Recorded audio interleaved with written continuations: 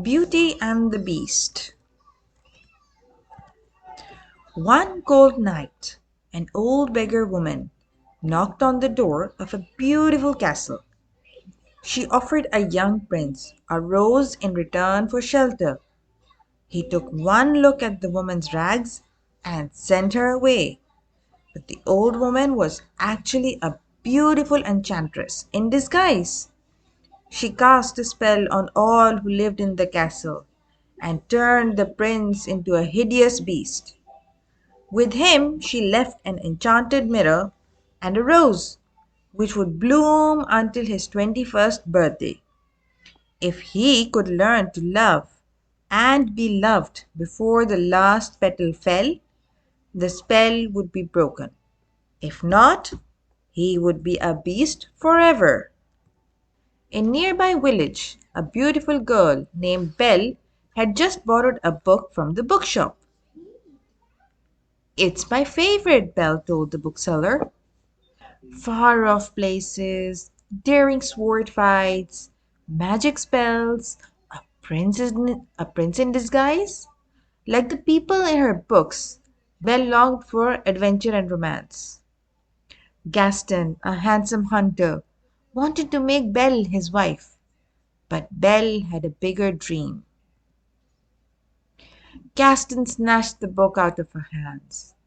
Belle, it's about time you got your head out of these books and paid attention to more important things, like me, he said, tossing her book in the mud. Suddenly, a loud boom came from the cottage where Belle lived with her father, Maurice. Belle hurried home to see if he was okay. Fortunately, Maurice was all right, but something was bothering Belle. I'm not sure I fit in here, she told him. There's no one I can really talk to. Don't you worry, he assured her, because this invention's going to be the start of a new life for us. Then, with the tightening of one last screw, the machine roared to life, and Morris soon left for the fair with the family horse, Philip. When they reached a fork in the road, Morris had Philip take a shortcut. But after a while it started to get dark and a gloomy mist filled the air. Tree branches towered over their heads as wolves howled in the distance. This can't be right, Morris said. Without warning, a swarm of bats flew out from a tree and scared Philip. The poor horse threw Morris and bolted, leaving him alone in the forest. A pack of hungry wolves growled at Morris from this darkness. He ran away but lost his balance and stumbled down a hill. When he looked up, the wolves had him cornered by a gate. Help! He cried, shaking the bars of the gate.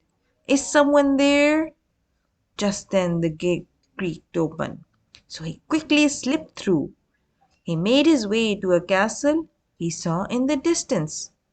Cautiously he opened the front door. Inside the castle was very dark, so he picked up the candelabrum to help him see. Suddenly the candelabrum started to talk. A nearby mantel clock started to talk too.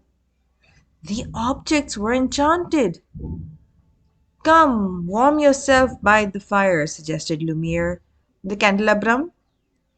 Cogsworth, the mantel clock, did not think this was a good idea. Suddenly, a hideous beast stormed in, growling from the shadows of the room. So, you have come to stare at the beast, have you? He said, glaring at the intruder. Please, I meant no harm, said Maurice. He was so scared he could barely speak. I just need a place to stay. But the beast wouldn't listen. Roaring angrily, he grabbed Maurice and locked him in the castle tower. Back at the village, Gaston arranged to marry Belle outside her cottage. There was only one problem. He hadn't proposed yet. He confidently knocked on Belle's door, walked in, kicked off his muddy boots, and started to talk about the future, their future. Belle knew where that was going, so when he leaned in to kiss her, she opened the door. Gaston tumbled out of her cottage and landed in a pool of mud. Her answer was no. Belle couldn't believe Gaston had proposed. He didn't understand her at all. Once she was certain he was gone, Belle went for a walk in the hills to clear her head. When Philip ran across the field toward Belle, her father was nowhere to be seen. "Where's Papa? You have to take me to him," she said. Philip took Belle straight to the gates of the castle. There she found her father's hat. She knew she was at the right place. Cautiously she entered the gates and went inside the castle. "Papa," she asked, "are you here?" But no one replied. She wandered through the dark corridors and long hallways. Finally she came to a staircase and walked up the steps. When she reached the top of the stairs, Belle found her father. "You must go now," he warned her. There wasn't enough time to explain.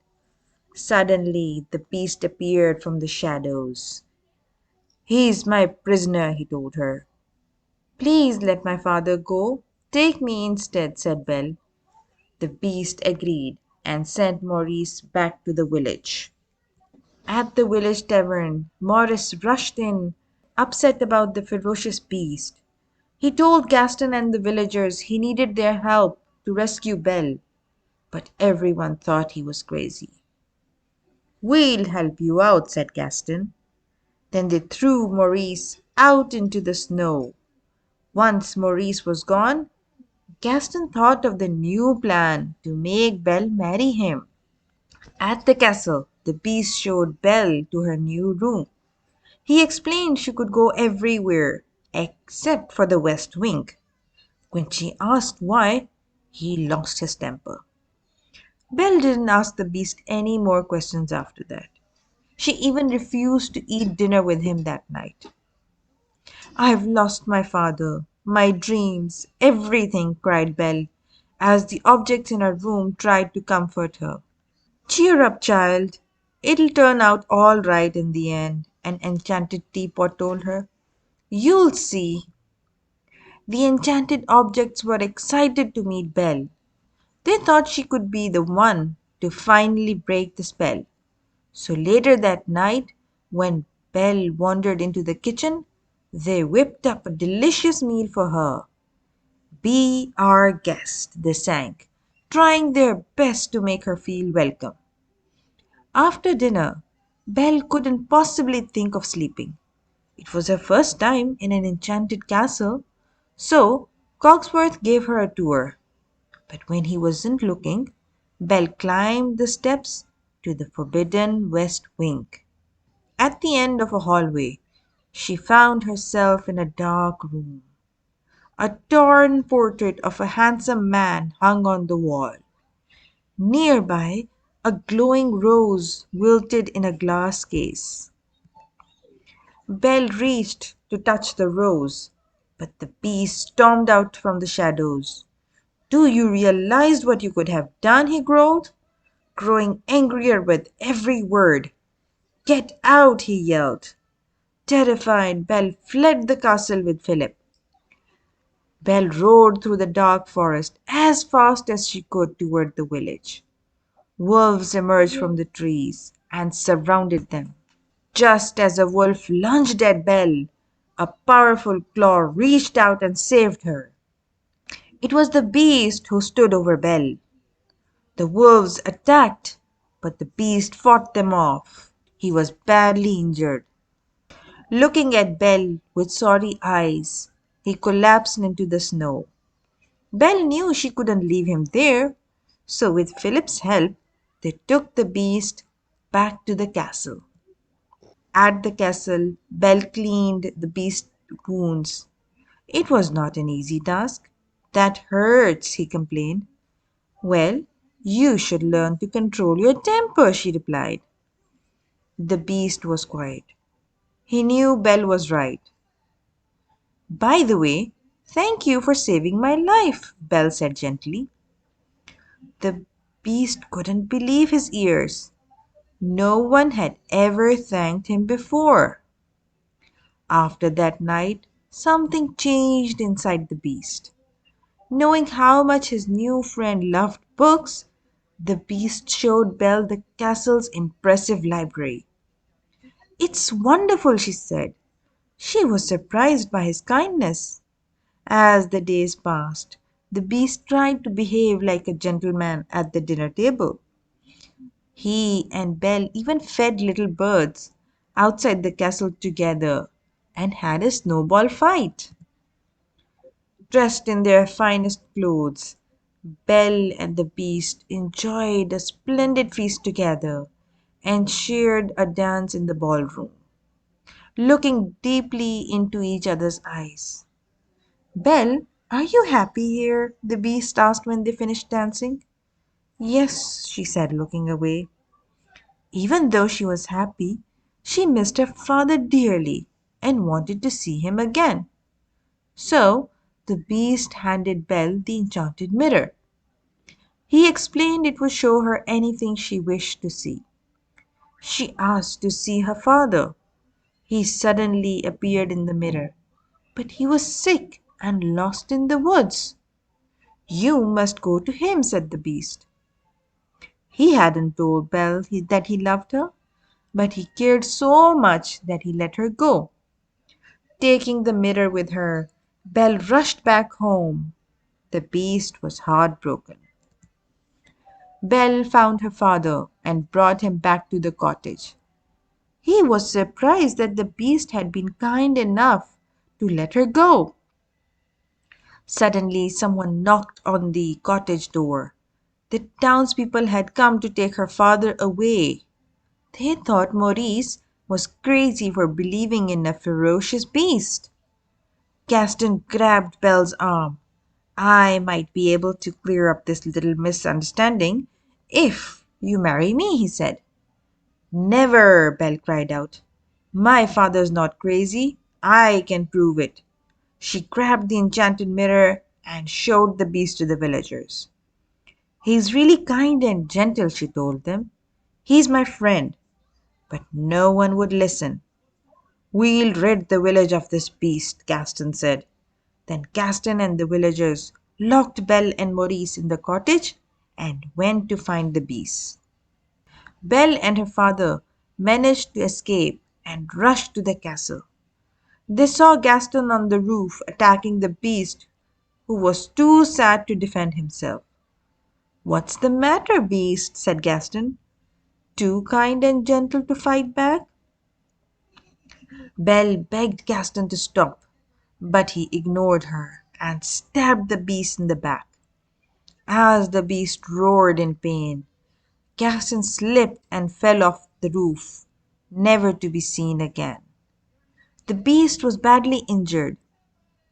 At least I got to see you one last time, he said, bringing his paw to Belle's cheek. Then he closed his eyes and sank to the ground. No, please don't leave me, cried Belle. I love you.